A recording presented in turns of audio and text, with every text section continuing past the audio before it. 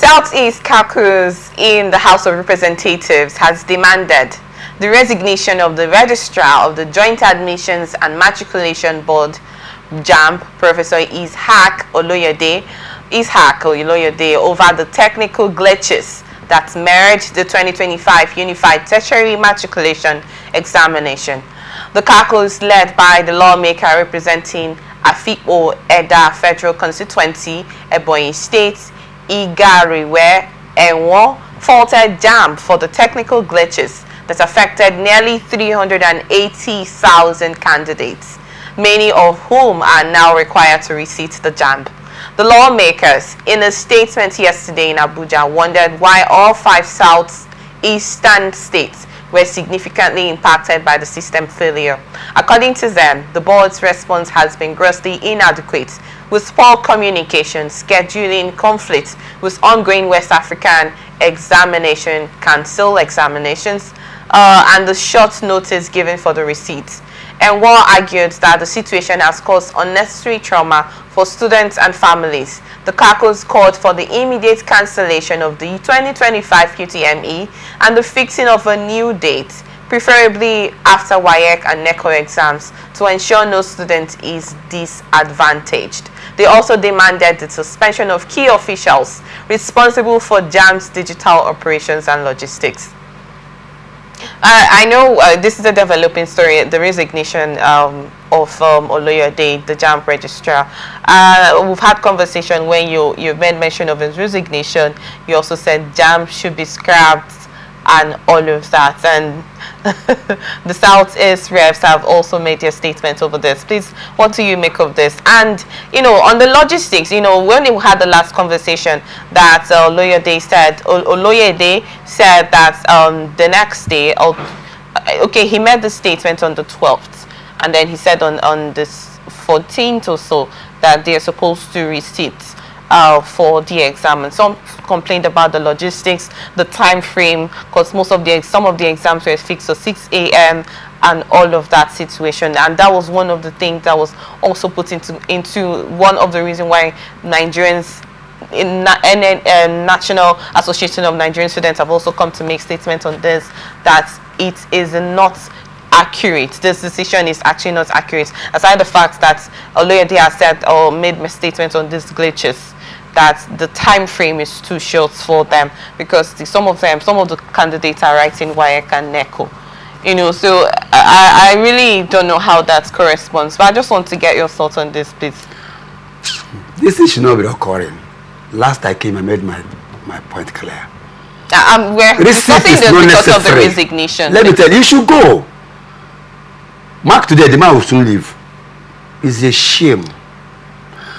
He came in the public television, was crying. If you were him after that, weeping and throwing the towel. First, his integrity is intact. It will show genuineness of his emotion. You are still sitting there. I told that they will not scrap JAMB because JAMB is also a money revenue generating institution for government. They will not scrap it. The Southeast senators or lawmakers, did they say scrapping of JAMB? No. That's the first thing should be targeting at. JAMB has no meaning any longer.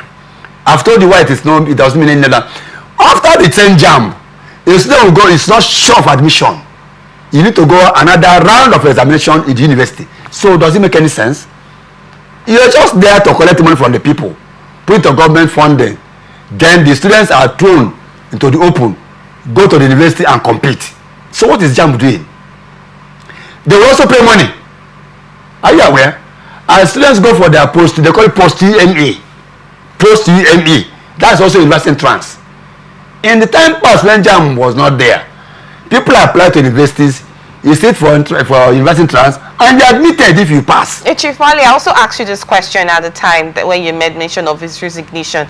Is the resignation going to change anything? Is it going to change the structure that has been there in JAMB? It will still discipline the system. JAMB.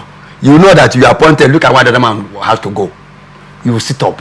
It's a simple caution stick. It's integrity. You failed, and you are telling people that you take the blame. You should go. No. Although The same thing will repeat. Let me tell you also. Okay. Some of us also, apart from education, also have to go to open university. Go and see what they do there. Now, like you say, in the normal claim, I'm quoting you. That man would have gone by now. Good. That man would have gone by now. Okay. What is he sitting tight for? And he came to the public television. People watch it all over the world, and you are crying. After crying, say, fellow countrymen, it has happened unfortunate. You step aside. That one will even assuage the situation. What are you fixing there for JAMB for? It was the children are in serious pain and traumatic. That same exam you are setting, parents also spend money. So all you needed to do, they should stop this year examination is gone. Students should go and seek admission to universities. With which of the results? Which is what they're asking for. Does JAMB result make any sense in the university admission? So this 2025 UTME candidate should be cancelled. No, every student choose the university. Okay, you said 2025 UTME should be cancelled, or generally should. It should be cancelled generally. You don't say okay, which question are you going to give us in Southeast? You're going to say it again. Let us not make caricature of ourselves. To me, as a person, JAMB has outlived its usefulness in the country education system. Let us face that. But I told you why they are leaving JAMB is revenue generating. Because every year, imagine 1.9 million people a year apply for JAMB, and they pay probably 5,000 or 7,000 naira. That's it. The money is going to the government. And then that money is even enough for JAMB budget subsequent years.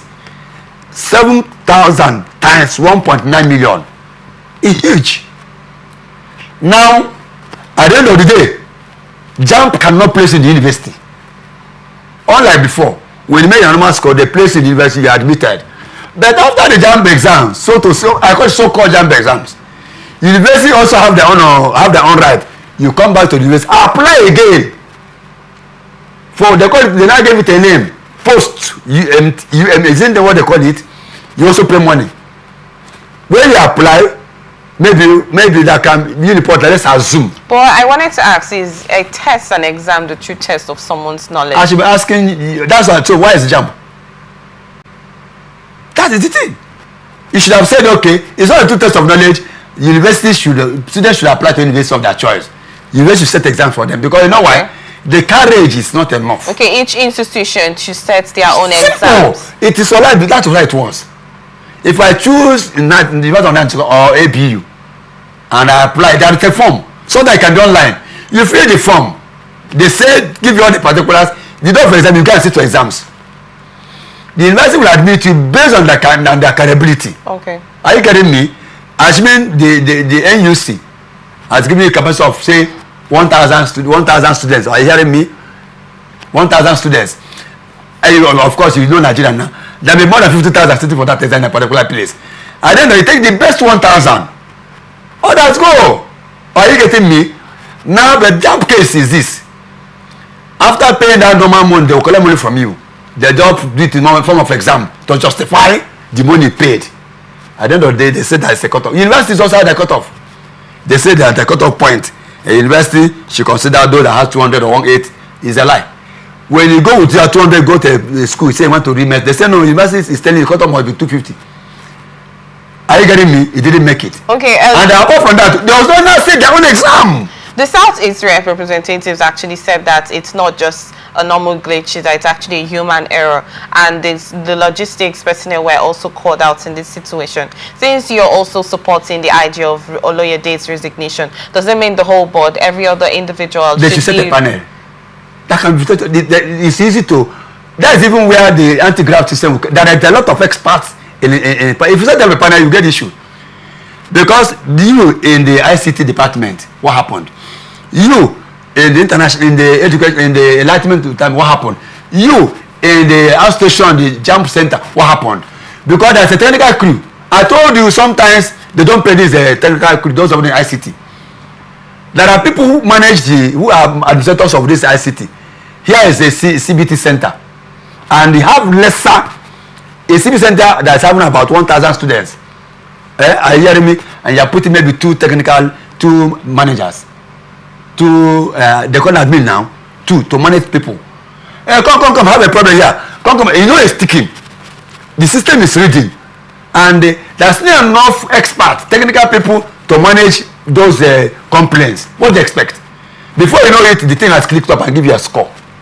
So it's also important. So if you want to keep the underview, holistic overhaul. In absence of Oloyede, you should go. It's a bad influence because one, his entire team, in short, they should look through the board, all the directors, because they used to meet. They should investigate the matter, and they float them when they tell them. Oloyede'S is like political appointment, okay? Others are permanent staff, directors are. They should dismiss all of them. They should all go. They should take blame, not the man alone. As they are going, it's a flush. Then prepare next year. This year is gone. Use this year to overhaul the environment. Sorry. To overhaul the entire system, and then prepare for next year examination. That's what this year should go. They should forget making this one. They should cancel JAMB this year.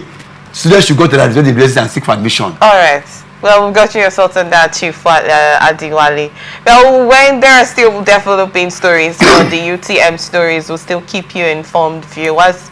Well, but this is where we wrap it up on this episode of Blowouts. Thank you so much for being here, sir. I really appreciate your presence here at the studio. It's a pleasure to have you here today, sir.